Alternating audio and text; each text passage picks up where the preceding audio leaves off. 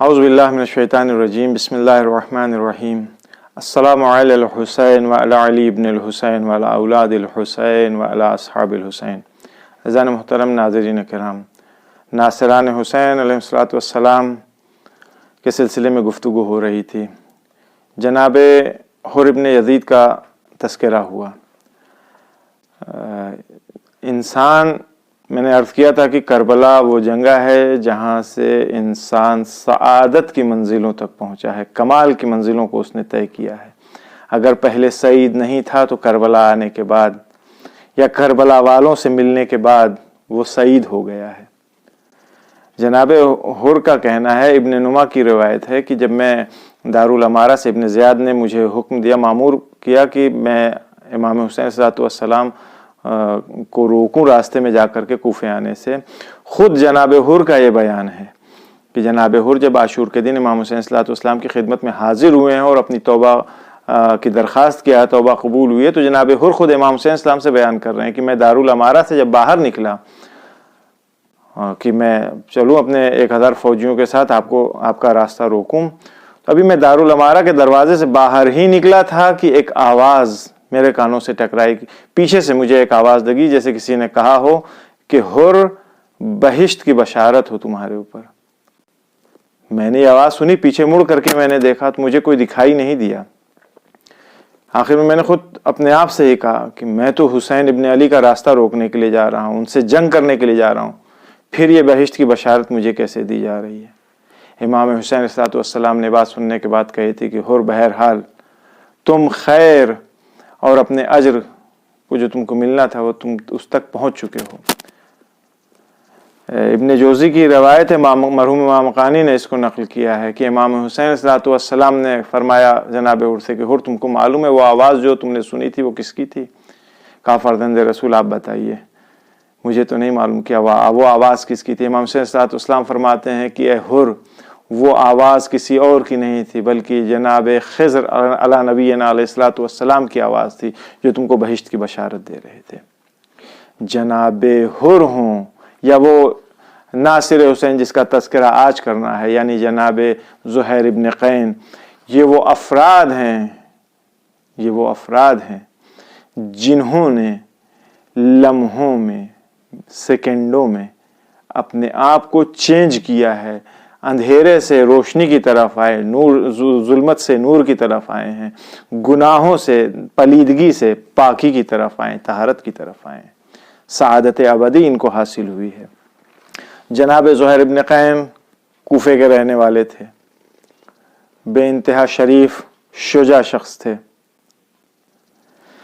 कूफे की मारूफ शख्सियतों में आपका शुमार होता था। जितनी भी मारूफ जंगें उस वक्त तक लड़ी जा चुकी थीं, अक्सर जंगों में जनाब ज़ुहैर शरीक थे। जब तक जनाब ज़ुहैर की मुलाकात इमाम हुसैन अलैहिस्सलातु वस्सलाम से नहीं हुई थी, उस वक्त तक जनाब ज़ुहैर उस्मानी मज़हब के थे, उस्मान के फॉलोवर थे। लेकिन वही एक लम्हे की बात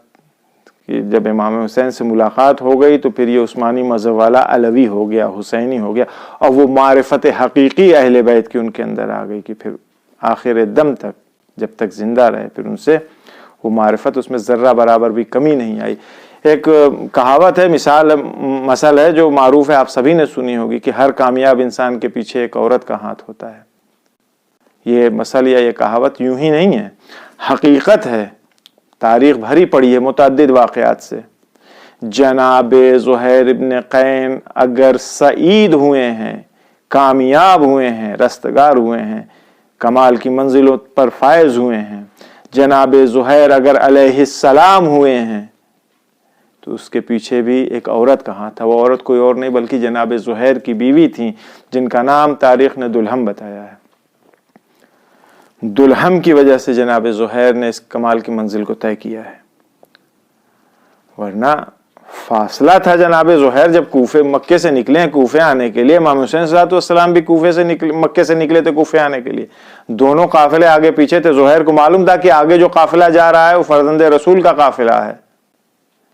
मिलना नहीं चाहते थे, अपने आप को बचा बचा के चल रहे थे। जहां हुसैन इब्न अली का क़याम नस्ब होता था वहां अपना क़याम नस्ब नहीं करते थे, दूर, ताकि कहीं से दूर दूर से भी सामना ना होने पाए। बच रहे थे कि इमाम से रोया रोई ना हो जाए, इमाम उनको देख न लें, لیکن اس کے باوجود بھی جب انسان کو سعادت جب بلا رہی ہوتی ہے، سعادت اس کا پیچھا کر رہی ہوتی ہے، تو پھر وہ بچ نہیں پاتا۔ البتہ اس کے لیے شرط یہ ہے کہ اس کا دل پاک ہونا چاہیے، اس کی فکر پاک ہونی چاہیے، طیب و طاہر ہونا چاہیے اس کو۔ وہ افراد جو زہیر کے ساتھ تھے، یہ سارے افراد جب زہیرقین امام حسین صلی اللہ علیہ وسلم سے ملحق ہو گئے ہیں تو بہت سارے افراد بھاگ گئے تھے وہ جگہ چھوڑ کر کے۔ اصلا کوفے کی طرف آتے تو انکوائری پوٹ اپ ہو جاتی، ان کے اوپر پھنستے، پوچھ تاچھ ہوتی۔ تو اس وجہ سے اپنی جان بچانے کے لیے، اپنے آپ کو انکوائری سے بچانے کے لیے یہ سب شام بھاگ گئے تھے۔ شام میں جا کر کے ان لوگوں نے انجان بن کر کے، مسافر بن کر کے کرائے کے اوپر کچھ کمرے اور گھر وغیرہ لے رکھے تھے جہاں پہ اپنی زندگی گزار رہے تھے۔ انہی فراریوں میں سے ایک کا کہنا ہے، شام میں ایک بازار تھی، اس بازار میں ایک کمرہ تھا جہاں سارے اکٹھا ہوا کرتے تھے، میٹنگ ہوتی تھی۔ تو کچھ لوگ جو انہیں جانتے تھے کہ یہ زہیر کے ساتھی ہیں، انہوں نے واقعہ کربلا کے بعد زہیر کے ساتھیوں سے، انہی فراریوں سے پوچھا تھا کہ زہیر کا ماجرا کیا تھا، کیسے زہیر عثمانی سے حسینی ہو گئے، علوی ہو گئے تھے۔ تو اس فراری کا کہنا یہ ہے کہ ہم لوگ زہیر کے ساتھ تھے، حسین ابن علی کا خیمہ اس طرف تھا، ہم لوگوں کا خیمہ اس طرف تھا، مجبوری تھی، یعنی اس کے علاوہ کوئی دوسرا راستہ ہی نہیں تھا، مجبوراً ہمیں آمنے سامنے خیمہ لگانا پڑا۔ ہم سب لوگ کھانا کھانے کے لیے بیٹھے تھے، کھانا کھا ہی رہے تھے کہ امام حسین علیہ السلام کا میسنجر، ان کا پیک، ان کا ایلچی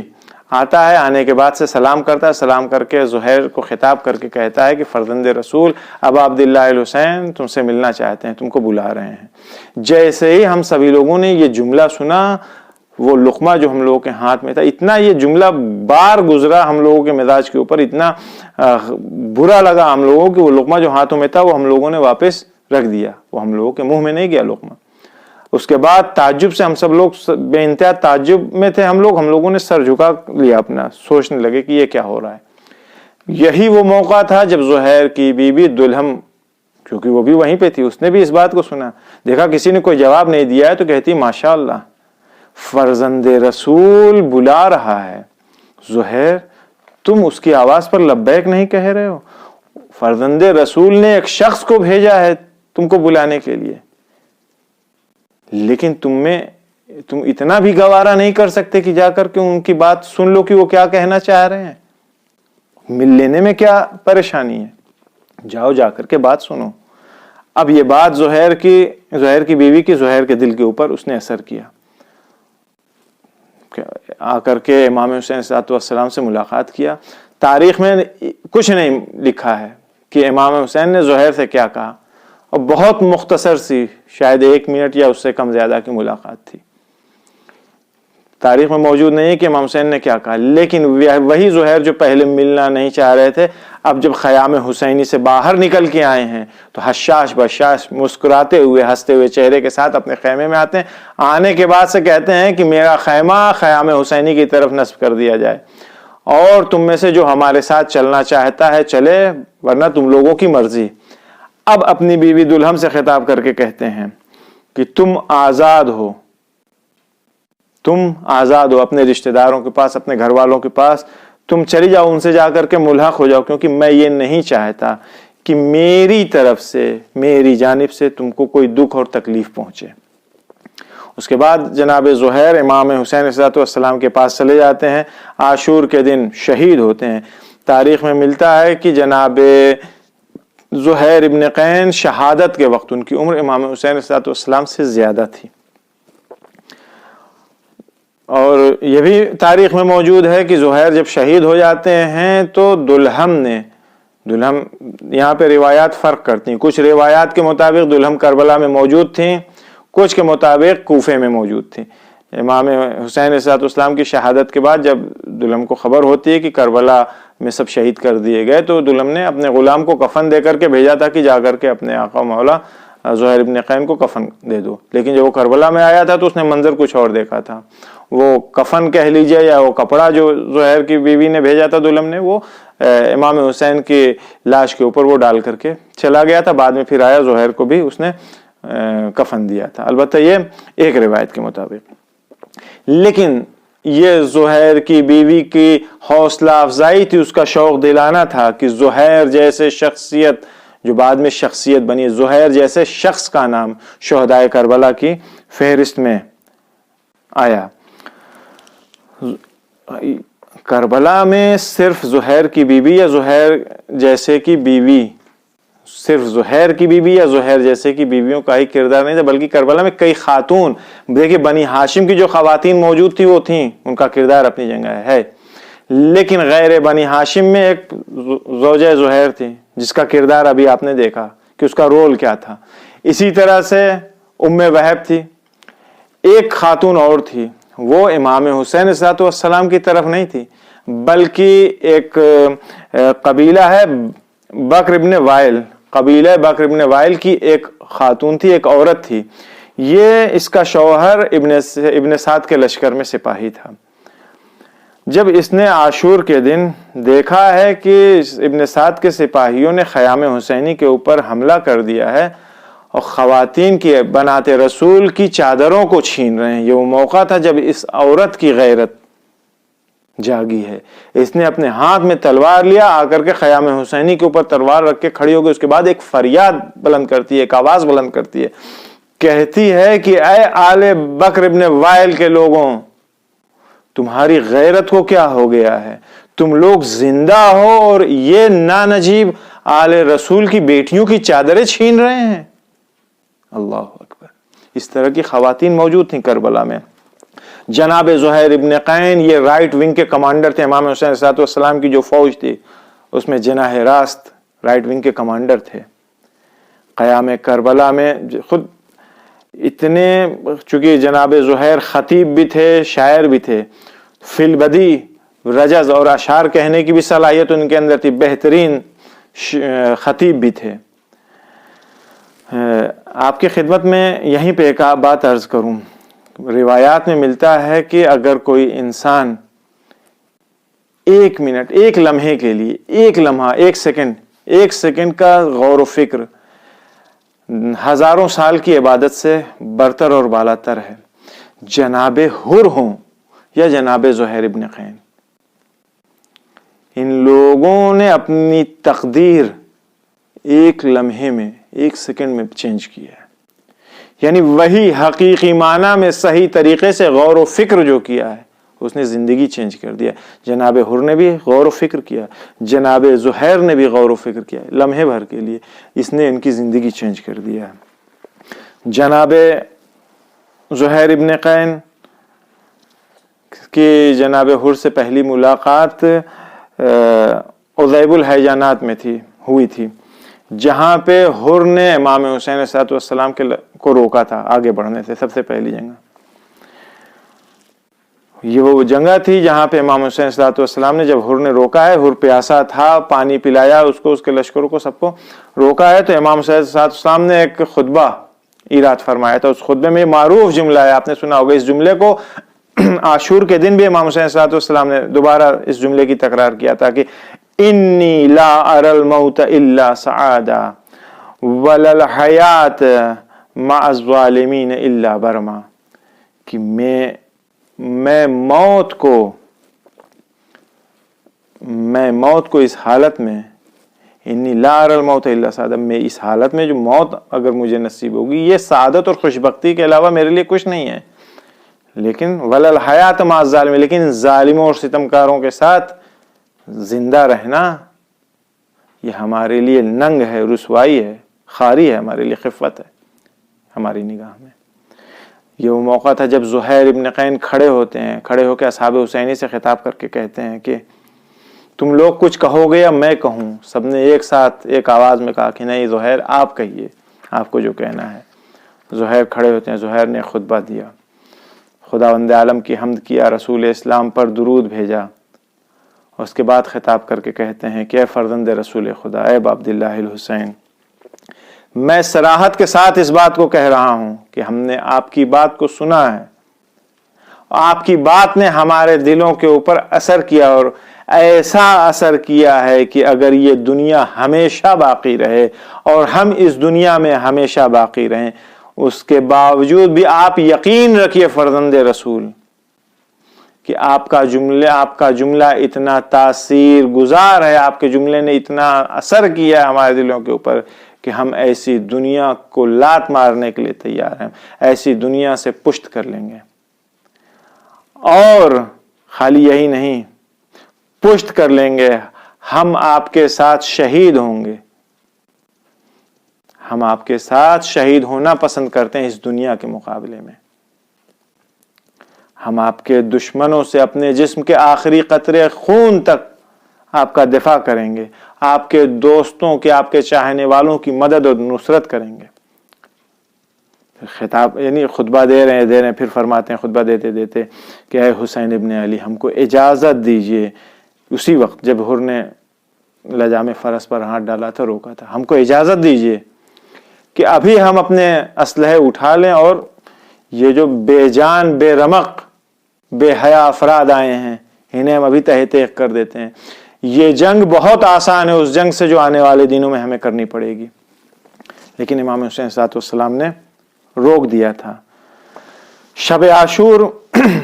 نماز مغرب کے بعد جب سرکار سید الشہداء نے چراغ خاموش کر دیا تھا، بجھا دیا تھا، کہا تھا جس کو جانا ہو چلا جائے، تم سب لوگوں کے اوپر سے میں نے بیعت اٹھا لیا ہے، تم لوگ چلے جاؤ، یہ ہمارے خون کے پیاسے ہیں، انہیں تمہاری جان سے کوئی مطلب، تم لوگ چلے جاؤ یہاں سے۔ اس وقت بھی جناب زہیر ابن قین نے کہا تھا کہ اے حسین ابن علی، خدا کی قسم میری آرزو ہے، میری خواہش یہ ہے کہ میں میدان جنگ میں قتل کیا جاؤں، اس کے بعد مجھے زندہ کیا جائے، پھر میں آپ کی طرف سے جنگ کروں، پھر مجھے قتل کیا جائے، یہاں تک کہ اے حسین ابن علی مجھے 1000 بار قتل کیا جائے، 1000 بار زندہ کیا جائے، لیکن اے فرزند زہرا، لیکن اے یوسف زہرا، ہم آپ کا ساتھ چھوڑنے والے نہیں ہیں، ہم آپ کا دفاع کریں گے، آپ کے بچوں کا، آپ کے خانوادے کا دفاع کریں گے، ہم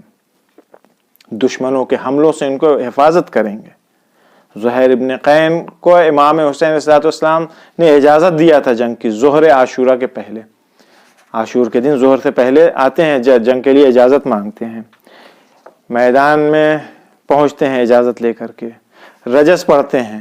دشمنوں کے اوپر حملہ کرنا شروع کیا، شدید جنگ کیا، کم سے کم 20 ظالموں کو واصل جہنم کیا۔ اسی اثنا میں نماز ظہر کا وقت ہوتا ہے، پلٹ کر کے واپس آتے ہیں امام حسین صلی اللہ علیہ وسلم کی خدمت میں۔ نماز کی خواہش تھی، نماز خوف تھی، نماز خوف میں ایک رکعت نماز جماعت سے پڑھتے ہیں کچھ لوگ، دوسرے لوگ حفاظت کرتے ہیں، پھر وہ دوسرے لوگ دوسری رکعت میں شریک ہوتے ہیں، یعنی ایک رکعت کی جماعت ہوتی ہے۔ سعید اور زہیر امام حسین علیہ السلام کے سامنے کھڑے ہوتے ہیں، تیر باران ہوتی ہے دشمن کی طرف سے۔ سعید کے جسم پر اتنے تیر لگے تھے کہ جیسے ہی نماز ختم ہوتی ہے سعید زمین کے اوپر، لیکن زہیر ابن قین ابھی زندہ تھے، ابھی سلامت تھے۔ نماز ختم ہونے کے بعد زہیر پھر سے میدان میں آتے ہیں،